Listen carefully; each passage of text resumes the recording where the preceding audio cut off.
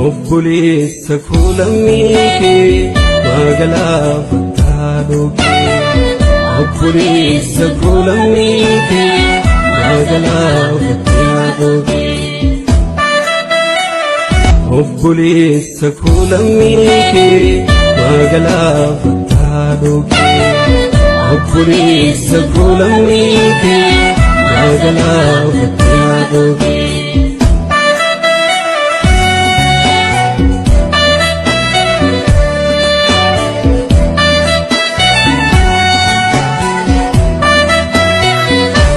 Akkantaane ta'ee kan keenya kuni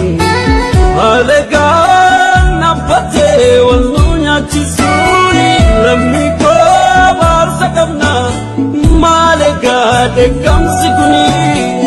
lammii koo baarsa qabna maalagaa dheekkamsi kuni garaa tokko baanee maa wal keenya biyyoo Diga gara dala maaf dagannayo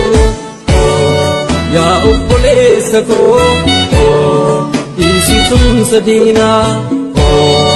haadhoo haadha tokkoo barnu fooni diga diniyoo mudina jedhi lammii koo birmatku diiguun kee baay'ate madaa fayyifadhu kuusaa jifannaa cunqusuu dhiifne walirratti doonaa lajjeesuu dhiifne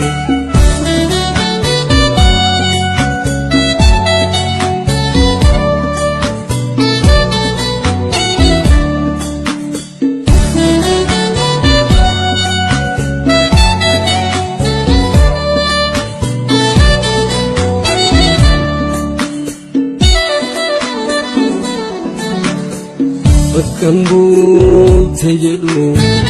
nagaan koo yaachisee moo buluu kootilaa kan nagaa fakkiisee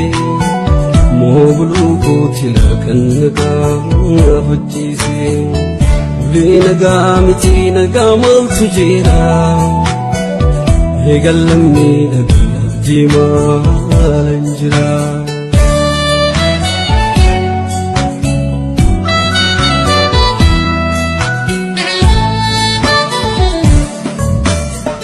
Jira gubacha ani subule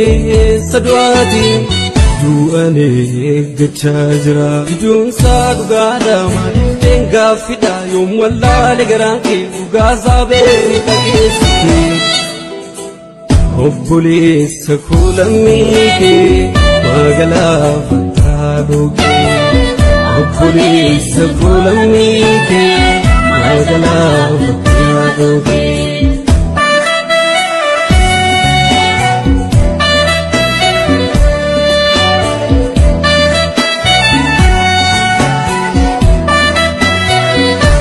Akkantaane ta'ee kan keenya kuni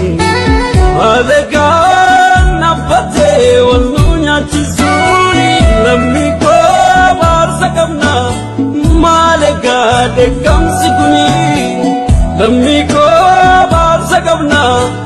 maalagaa dheekkamsi kuni mirga seera uumaa kan nabee rakkatee addunyaa raanumaa kan jiru hanqatee loli dhugaa qabda ammallee jabaadhu eenyu keenyu gadi